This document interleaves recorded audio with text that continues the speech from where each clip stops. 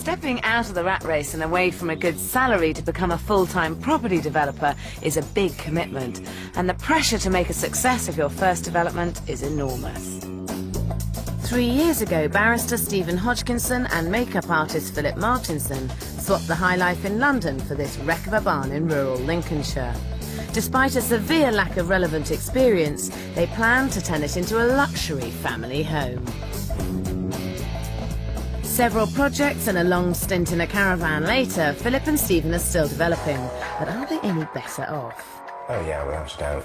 Yeah, I think that's... So it's a bit of a winning situation. Yeah, we enjoy our jobs now.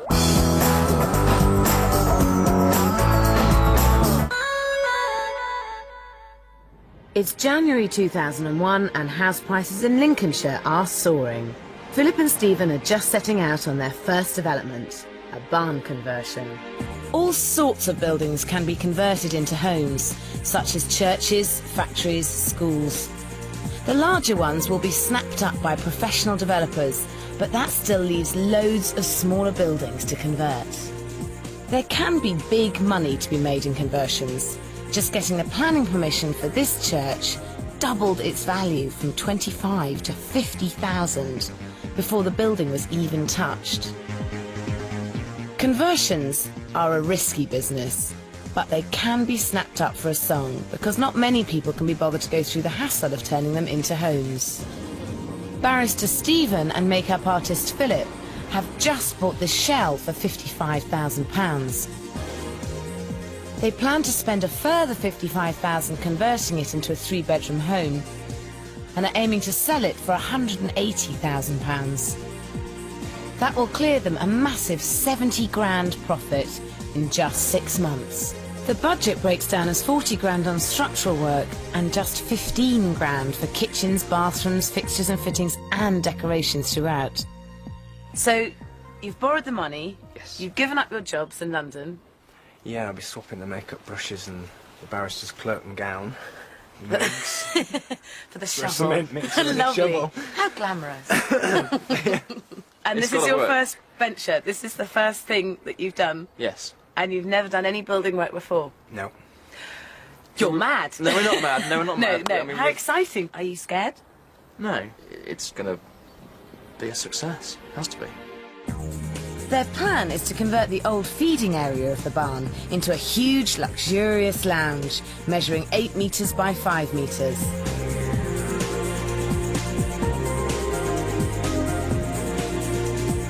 The old storage room is going to be a spacious kitchen.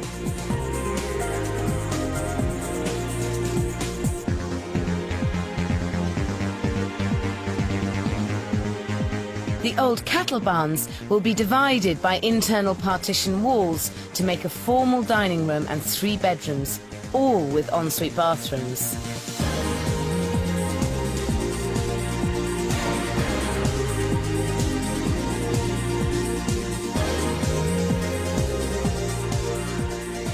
Wow. 3 bathrooms sounds quite excessive for the country, for 3 bedrooms.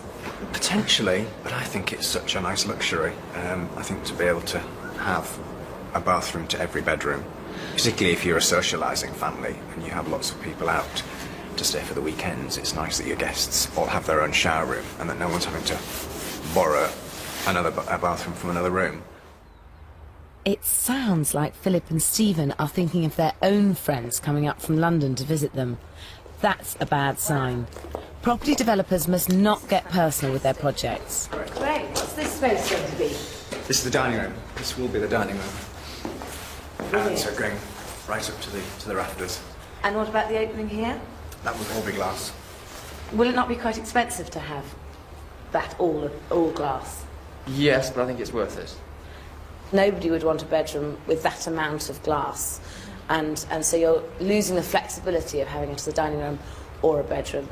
I So haven't thought about that. a little bit less glass, maybe half of it in glass, cut the costs down, keep the room flexible for different uses. So what sort of style are you going for in the property?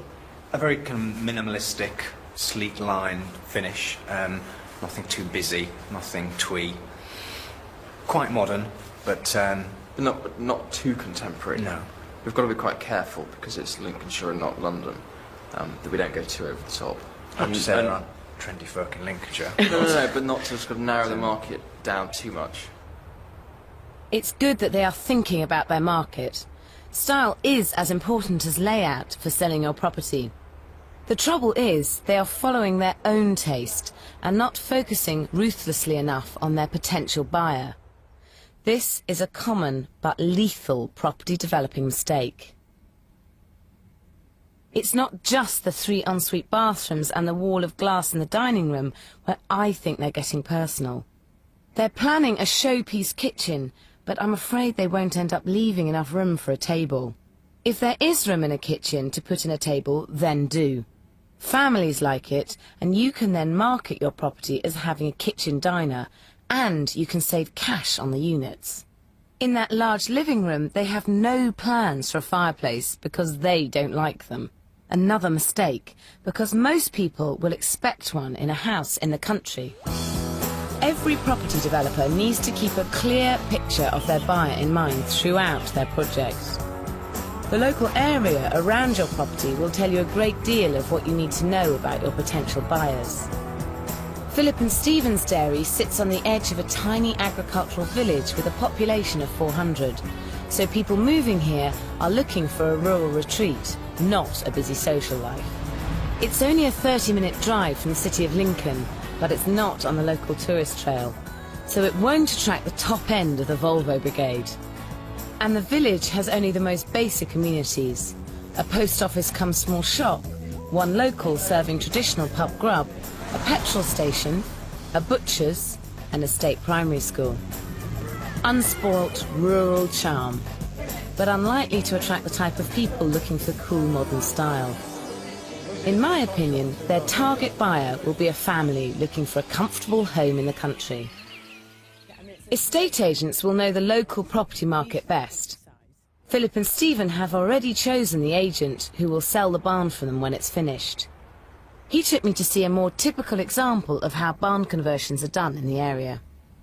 It is similar in structure to Philip and Stephen's barn, but on closer inspection, it is a very different style to how they intend to develop theirs. There is a wood-burning stove in the lounge and an Aga in a period kitchen. The fixtures and fittings are brass and plastic as opposed to more contemporary chrome. They've also put up a dado rail. These are all features that are popular in more traditional properties. I noticed that the whole of this barn conversion is quite traditional. Yes. And Stephen and Philip are going for a much more contemporary look. How do you feel about that?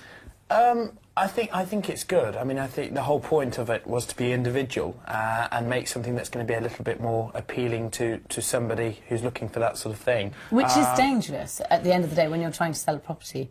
And you may get X amount more, but you've got to find the person to buy it. Yes, agreed. I mean, that is one thing. On the cost side, you've got to keep the costs in line. You know, you don't want to spend too much on the specification. And you have to tell me, are you confident that Philip and Stephen are going to do a great job and you're going to get their asking price? I hope so. I hope we're getting in excess of their asking price. One of the main hurdles with conversions is getting planning permission to change the shell of the building. Like most people converting a barn, Philip and Stephen want to put in more windows. They'd like 3 new openings along the back wall, but in order to do this they must first get approval from the local planning officer, and planning meetings can be very tricky. So it's not going to be a twee barn conversion that you would normally find roof lights in. Okay. And I think roof lights look pretty ugly. Philip and Stephen managed to reach a compromise with the planning officer. He agrees to let them have 1.5 windows along the back of the barn. I honestly did think he was just going to come and say, sorry guys. Because as you heard him, you know, the way he was speaking, they're quite strict. But, you know, we got halfway. It's better than nothing.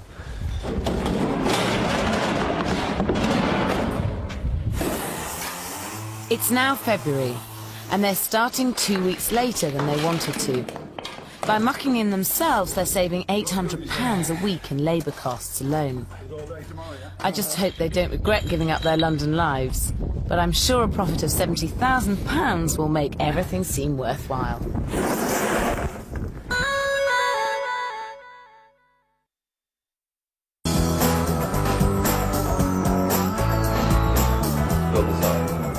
3 years ago, makeup artist Philip Martinson and barrister Stephen Hodgkinson bought a barn in Lincolnshire for £55,000. The plan was to convert it into a luxury family home.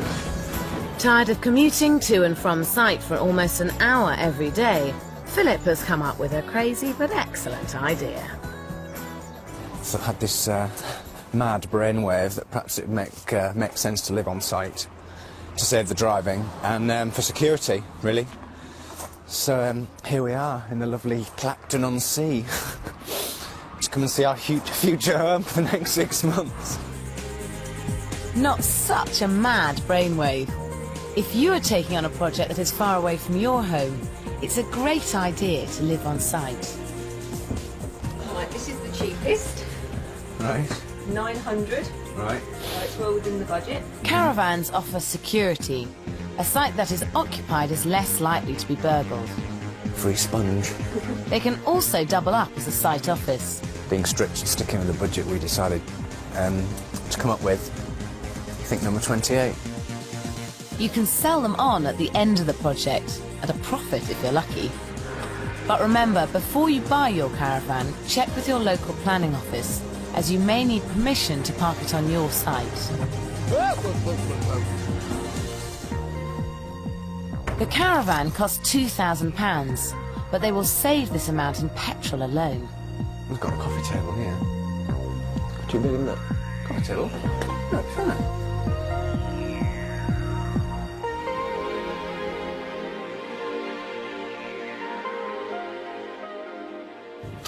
The first job on this project is putting in the drains. Remember, if you take on a conversion, you will probably have to start from scratch. You have to be certain of where you want your bathrooms and kitchen from day one. Sinks go into the toilet one? Yeah. Do the sinks connect into the toilet? They should connect into the waste after it leaves the toilet. All right, Dennis, thank you. Sorry for disturbing you. All right, cheers, Dennis. Thanks, bye. The drains are being buried under concrete, and changing your mind will mean digging this lot up, and that is not cheap.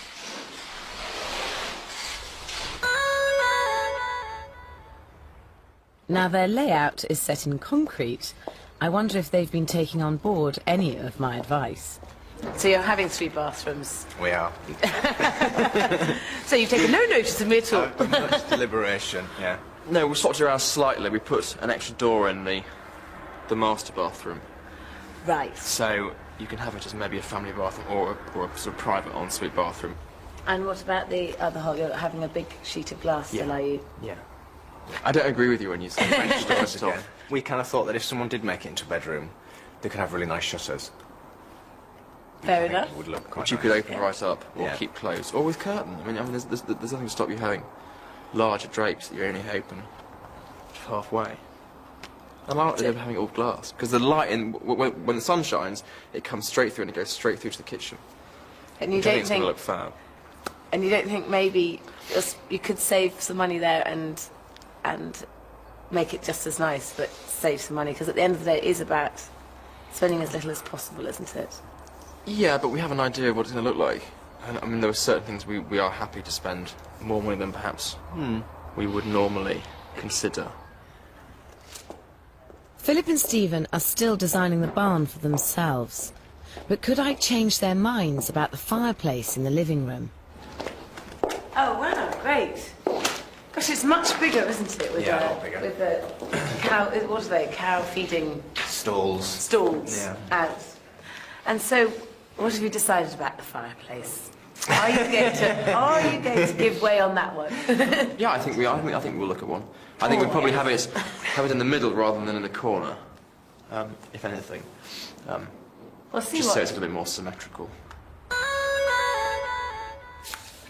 With the drains laid and the concrete set, it's time for the interior walls to go up. These will divide the 3 bedrooms with ensuite bathrooms and the dining room. It is at this stage of any project, be it an extension, conversion or a new build, that you can get a real sense of the size of your rooms. I would always advise laying a few rows of bricks down to see the outline of the room. Then have a walk around and feel the size of the room. If you want to make a room bigger, You don't have to knock down a wall to do it. In the middle of the wall. Philip and Stephen are doing just that, and it's just as well. If a family moves in here with 2 kiddies, where does everything go? Where do the toys go? Where do the clothes go? So this is why we're starting to backpedal a little bit. So this is why we don't want to make the decision on the 3rd bathroom until we perhaps just put 1 line of bricks around to mark out the space, and then decide whether we can afford to keep it or whether we should lose it. Philip and Stephen have realised that the 3rd bedroom is far too small and have decided to do away with the 3rd ensuite bathroom. So all that expensive drainage under the concrete is going to waste. It's okay to change your mind. Just remember, it will eat into your profit.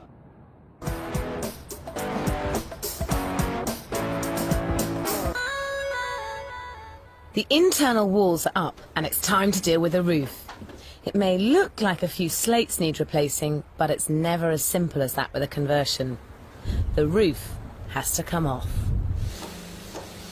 Building regulations state that every new home must provide sufficient insulation. That means Philip and Stephen have to overhaul the roof and cover up some of the original brickwork inside the dairy. It's the law. You will often find with older properties that the roof slates, however damaged, are of a good quality, and they can be very expensive. Philip and Stephen are lucky. This barn is covered in quality Welsh slate that is valued at £4,000. Only a few of them need to be replaced at a cost of just a few £100s. Quite a saving. When you are re-roofing an old property, be warned. It has been known that some disreputable roofers will replace your original slates with cheaper ones and then sell yours on at a profit. To avoid this, get references and check them. I think where perhaps people have come to quote for various jobs, we've sensed that they perhaps are trying to push it a little bit. You know, perhaps they sense that we're a bit green behind the ears, but I think we've tended to sniff them out. So you try and pretend you know what they're talking about, but well, if you just write it down. But now it's all right now, kind of know.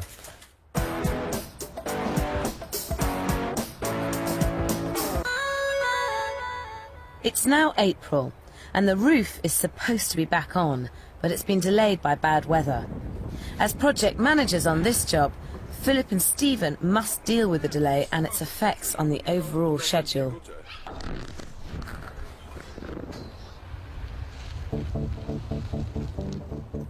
You too can save money project managing yourself, as a professional can charge up to 15% of the total budget. But this is not without good reason. It takes time, effort, contacts and skill to organise a site and run a building project. And this means it's essential you are aware of the task ahead of you before you take it on. Before you give up your full-time job, see if your current wages are more or less than what you will save by project managing yourself. It's not just about maths, it's contacts too. Do you know 6 reliable plumbers, painters, electricians or plasterers that can be available at short notice should you need them? And more importantly, do you know which order they should start work on a site?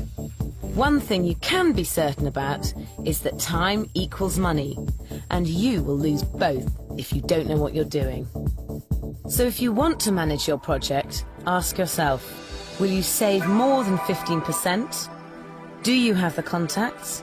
And can you schedule the work on a site? It's now late May, and they are 6 weeks behind schedule. The drains and services are in, the roof is back on, and it's time for the electrics and plumbing to be installed. They could have saved money here and put in slimline radiators and boxed-in plumbing, but that would not fit in with the minimalist look they are striving for. Instead, they've decided to fit this underfloor heating at a cost of £5,000. That's £1,500 more than radiators and conventional heating, and I don't believe it will add a penny to the resale value. We knew how we wanted this place to look. We could see that 6 months ago, and we can see it even clearer now, obviously. And when it's not done to the way we want it to look, it's frustrating. And it gets redone. So therefore, the design aspect does become a lot more important because it is precious to you that you get this looking right. By mid-June, all the structural work is done. £40,000 of their budget was allocated to this stage, and they have only overspent by £5,000. This is because they underestimated how much it would cost to connect the drains, electricity and gas. The barn is now almost ready for its new kitchen and bathrooms. I think this will be the crunch time for our design-loving developers. Will they go mad and spend, spend, spend? Will they go too contemporary and narrow their market? Or worst of all, will all their efforts leave them with just a fraction of the profit they wanted?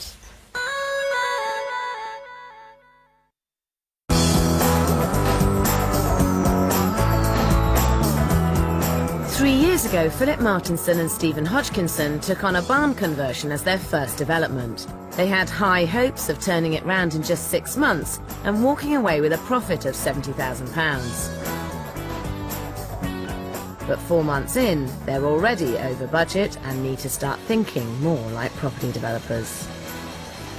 I was concerned that their ideas were too contemporary for the local market. In order to see where their taste lies, I arranged a trip to the trendy mecca of traditional meets modern, Babington House. In the heart of Somerset, Babington House is a country retreat with a difference.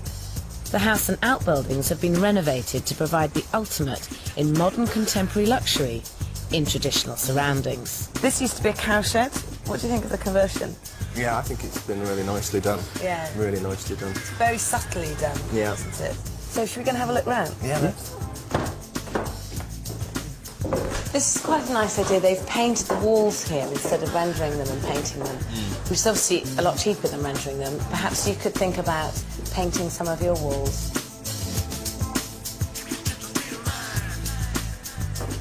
This is a lovely mix of old and new here. It is. What do you think of the stone sink? Is that I love it. along Love the lines? it. Yeah. It's great having a roll-top bath with it. Yeah, I think it mixes really well. And this is a very cool shower. Yeah, it's awesome, isn't it? Yeah, it's fantastic. It's an ultimate shower. But I think the overall feel is fantastic. Yeah. You really do feel as though it's like your own home. You can come in and kick your shoes off and slop on the sofa. Just as I suspected, it is the contemporary designs and not the traditional ones that appeal to them. The look and finish at Babington House is beautiful, but it doesn't come cheap, and it is aimed at a very fashionable and metropolitan market. This looks great in this room, in the context that it is. This is a very, very fashionable hotel. I think it's a good idea to keep bending back to the traditional. I think we wanted a mix of a kind of modern shower room and then a slightly more traditional bathroom. And rein in your contemporary desires and keep to the old. I couldn't help thinking my advice was falling on deaf ears.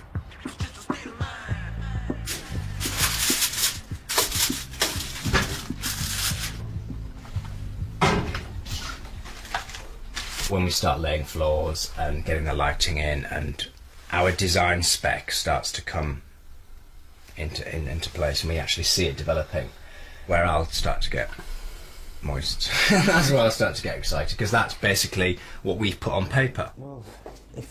In the original budget, they set aside £3,000 for 3 bathrooms. Now that they're only having 2 bathrooms, they could save money here. But it is at this stage of developing that it's very easy to be seduced by showrooms and catalogues. See, if it was our bathroom, that's what we'd have.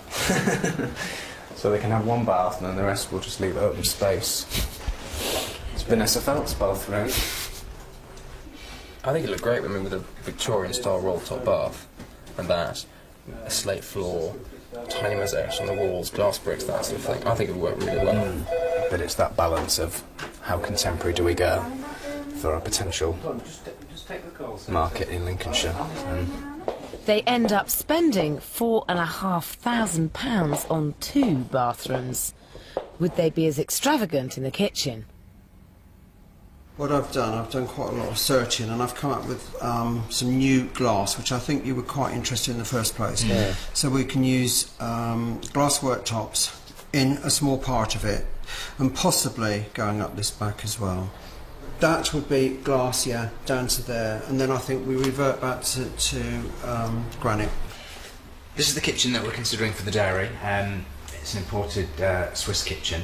And we literally just fell in love with it as soon as we saw it, because it really just fitted with the theme that we're trying to follow with the dairy. This contemporary finish, very sleek, very modern. And given kitchens potentially could sell properties, this, we felt, would give the dairy the wow factor that we really wanted. Philip is right. A kitchen can sell a property, but it won't necessarily add value. The boys are doing it again. They're designing the property to their own tastes and not focusing ruthlessly on their profit.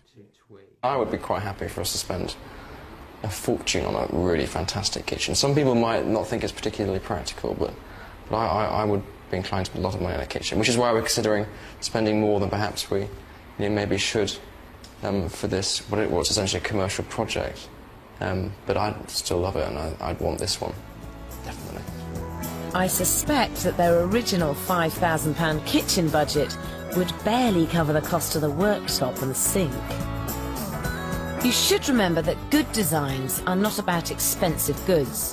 When buying a kitchen, you can achieve an expensive look on a budget by spending the money on what your buyer will see. The doors, quality handles, taps and subtle lighting are cost-effective ways to dress up a cheap kitchen.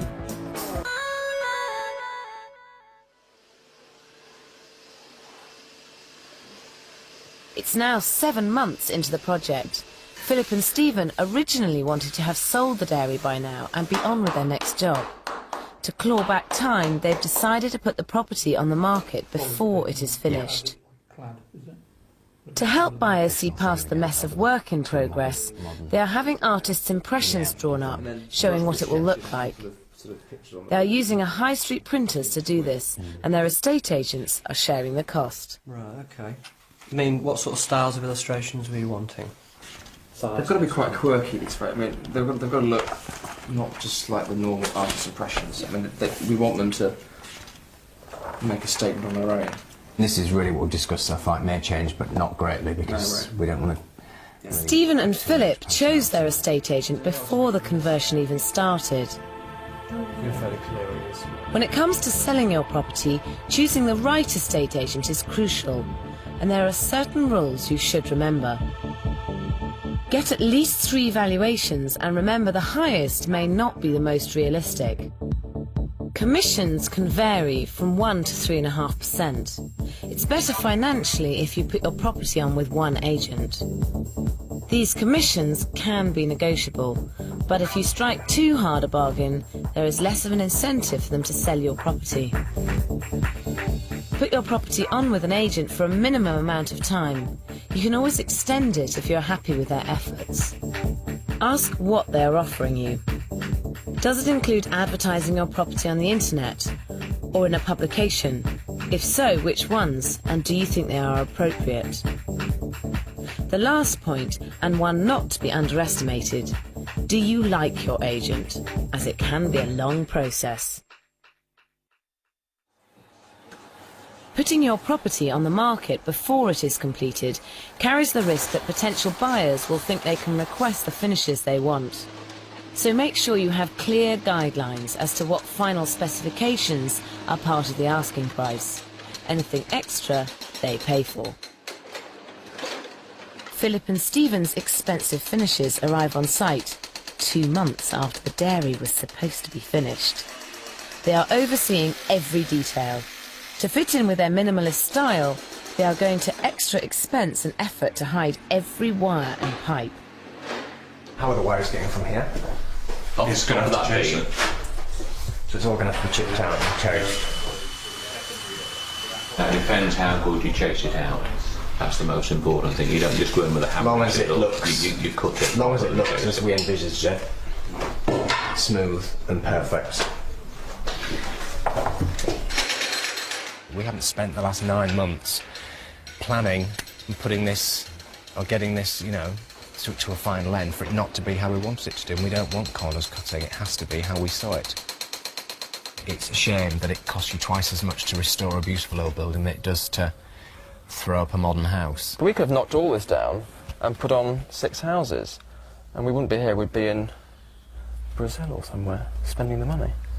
If we'd wanted to, if it had all been about the money. Design is important when you are developing property, but you don't want to end up doing it for nothing. Right. I wondered if there would be anything left of their £70,000 profit.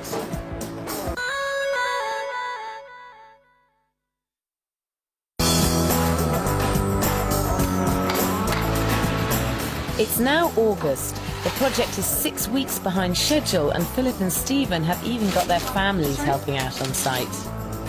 Although they are pushing hard to complete the project, they're not compromising on the finish.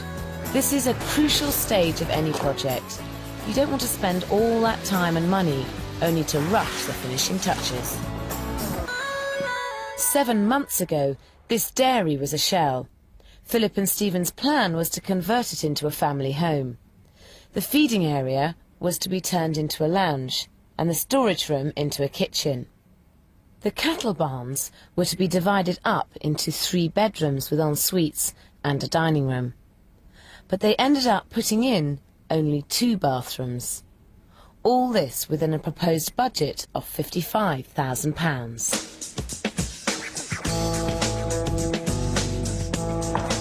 Philip and Stephen are finally going to see their design ideas come together.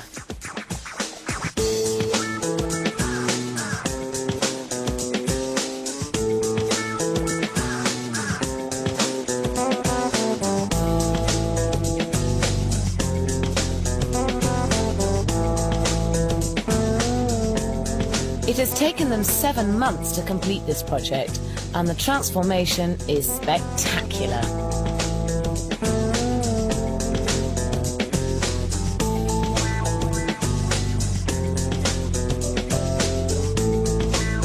They have even had the courtyard landscaped in preparation for their viewings.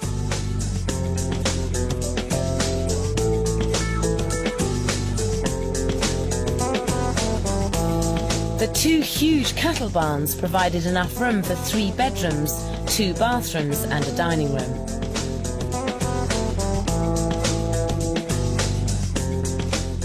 They had planned to spend £3,000 on 3 bathrooms, but eventually spent 4.5 on just 2.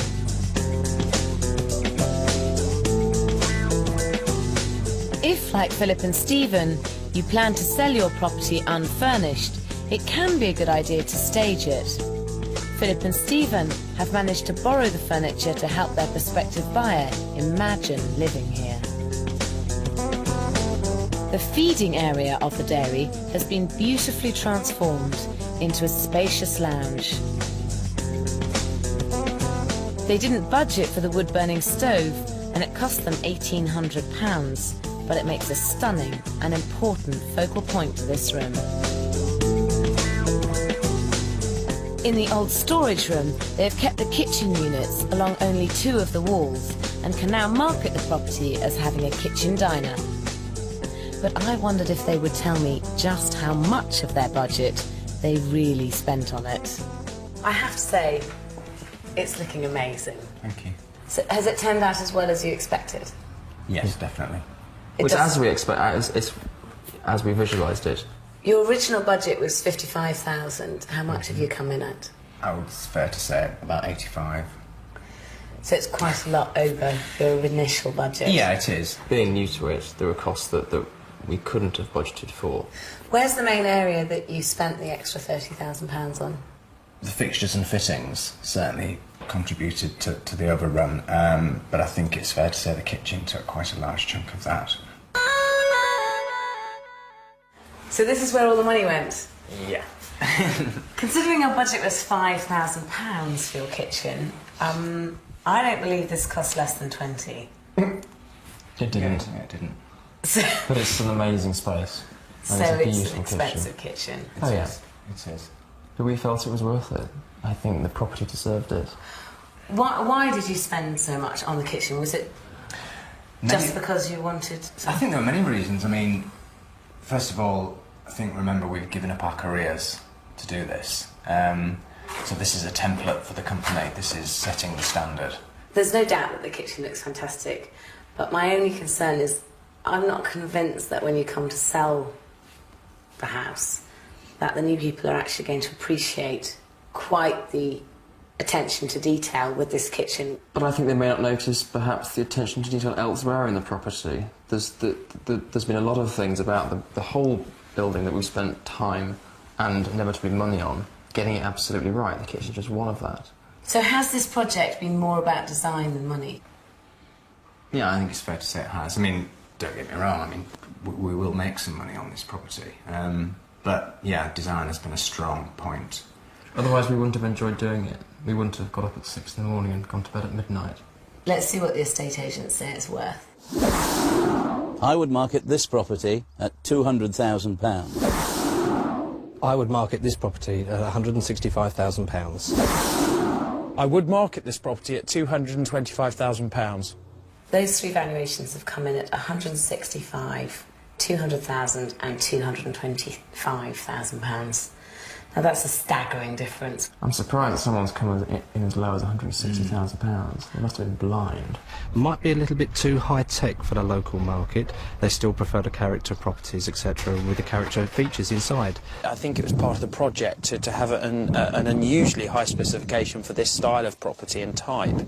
And yes, it is reflected in the overall asking price because you have to pay that little bit extra for that better quality, quality of fitments throughout. It's a balance of old-style Lincolnshire and high-tech, whatever a modern housewife would like.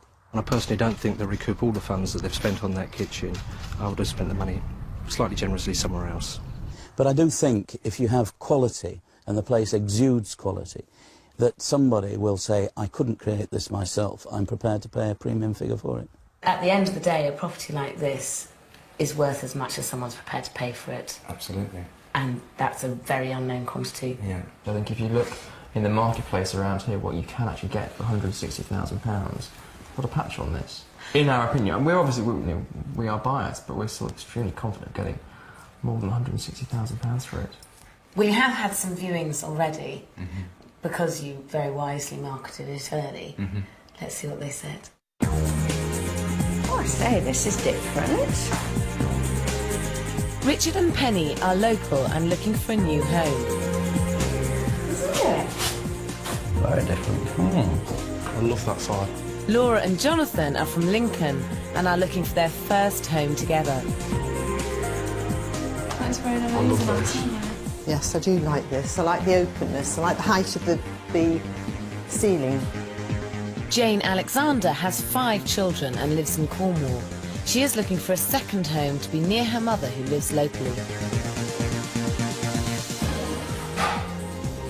That's very nice.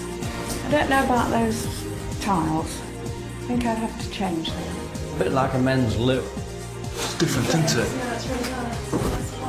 Modern, different. Oh, these super units. They're modern, aren't they? I absolutely love the door. I think the door's fabulous. Cooker's a bit of a monster, isn't it? It is. Be right for you. Yes. Very small sink. You wouldn't get a pan in there, would you? Space, though, isn't it big? It's fantastic space. It's lovely. I think it's been very cleverly done. Very, very clever. Very airy and light. Keeping a lot of the old beams and things. I think it's lovely. Absolutely love the kitchen. I loved the lighting, all the lighting in the house. It's a lot different to some of the other properties that we've seen. It's just the way it's done and the quality of the fittings and things is quite a lot different, isn't it, really? And I think the other properties we have been looking at are sort of, they've been like that for quite a while, where this is everything is brand new. Yeah, I'm going to bring my husband back. He wanted me to come and have a look at it first. Because I always do that. I go and look at houses first, and if I like them, he'll come back. And I'm definitely interested. I'd like to bring my husband back. It doesn't really appeal to me because I'm a traditionalist, but it wasn't too modern. Basically what we're going to be able to look at is look at some lands, because we have got some horses and possibly develop that. and if the land is available locally, then possibly putting in a serious offer on the house. These buyers are interested in offering £225,000. Even though Philip and Stephen have gone over budget and invested £85,000, if they get the asking price, they could clear themselves a profit of £85,000. So what's next? Well, two things really in the pipeline. We've been approached by somebody who wants us to look at designing and managing a property they've just bought. And of course there's a building plot. When we bought this, there was a plot behind with outline planning permission we're going to build a new house on to a similar specification to this, which is brilliant and it's really exciting. So it's going to be a busy, very busy year. It looks like this is just the start of Philip and Stephen's property developing empire. But before they get carried away, they need to sell this first development. The trouble with unique properties is that they're so hard to value. You may well have to test the market to gauge your asking price, and if it doesn't sell, you either have to wait around for a buyer or drop your sale price accordingly. Philip and Stephen's asking price of £225,000 didn't attract the quick sale they were hoping for. Instead of dropping the price, they decided to hold out in the hope that they could find a buyer prepared to pay the premium. That was a big gamble. It took 6 long months before they finally found the right person, but when they did, they made a killing. They sold the barn for £235,000, £10,000 above the asking price. And even better than building on the plot of land next to the barn, they sold it for £65,000, double what they bought it for. All told, their profit is a staggering £135,000.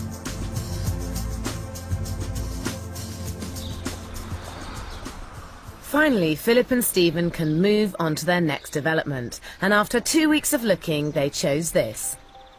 Wickentree, a 4-bedroom Georgian house in the small town of Curtin and Lindsey in Lincolnshire. It was another huge project, but this didn't put them off. Well, we actually looked round through the windows and almost decided to put an offer in on the house before we actually came inside. We've always liked period houses. Yes. And particularly Georgian. So I think the frontage was really quite pretty. It was quite nicely proportioned, sat on a nice street, and certainly from the outside it had a lot going for it, we thought. Philip and Stephen bought the house for £152,000 and set aside £80,000 to turn the development around.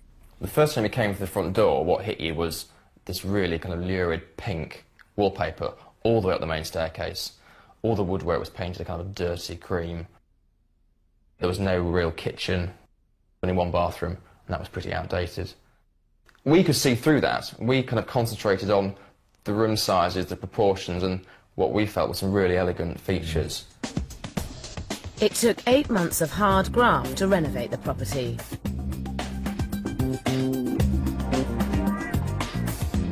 But the boys succeeded where many developers fail, seamlessly combining traditional and modern styles. If developing was all about design, these two would be at the top of their game. But it isn't. Yet again, they've created a unique property for a niche market, which means it could prove difficult to sell. In fact, after putting the house on the market for £425,000, it takes 12 months before they find a buyer. The key to successful developing is turning your properties around quickly, something that Philip and Stephen are finally starting to realise. I went to catch up with them between developments in their new rented home. How long was it on the market at 425? It was on the market for 8 months before we really took a view that it wasn't going to sell that price. Why did you take quite so long? Because as developers, really, you should have dropped the price earlier. And we got comfortable, maybe a tad greedy. We should have realised after 2 months of no viewings, we should have chopped it down right. We could have gone 395, we could have gone lower, and then it would have got people in the door. How much did you eventually drop it down to? 365. Gosh, 60,000. I mean, that's a lot to drop the price. It stung a bit. Yeah. So how much did you sell it for? In the end, £355,000, which was £10,000 below the price we dropped it to. That's such a good illustration of the fact that if you put your property on the market at the right price, it will sell, and if you put it on for too much, it won't. However, Philip and Stephen still walked away with a gross profit of £117,000 and an idea for a new venture.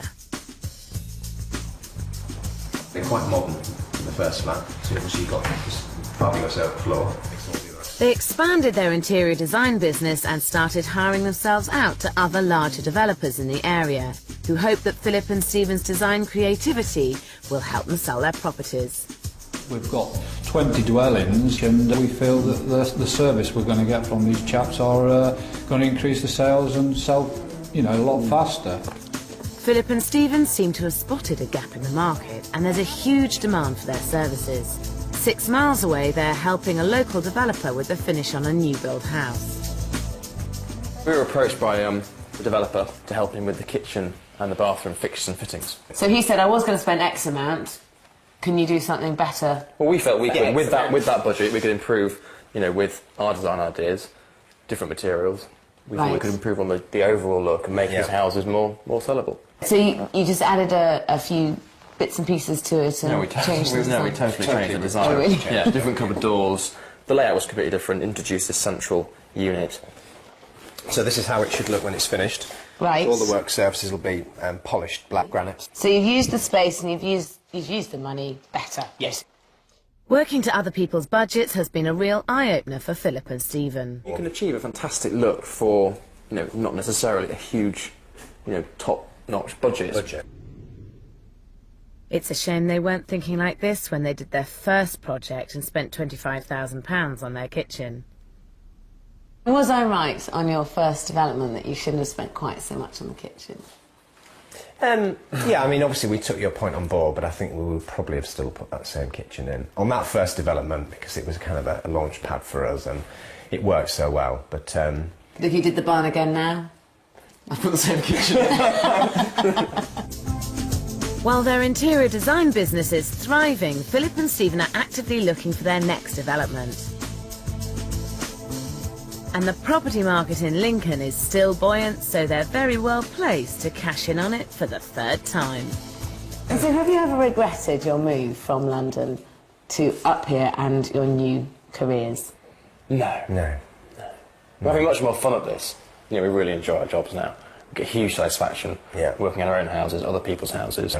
And are you better off financially than you were in London? Oh yeah, without a doubt. Yeah, I think that's... So it's a bit of a winning situation. Oh, yeah. We enjoy our jobs now. I think this is just the beginning for the ex-makeup artist and ex-barrister. Although in the last 3 years, Philip and Stephen have only turned around 2 properties, by combining their successful interior design company together with doing work for other developers, they're making a good living from property, and I'd say this is a real success story. Next week, I'm back in Battersea with whiz kid Jonathan Moon, who turned his back on a lucrative career in IT for a less lucrative one in developing. What I've had to do is rethink my lifestyle, sell a few assets. But, you know, this is all in the learning curve, I suppose.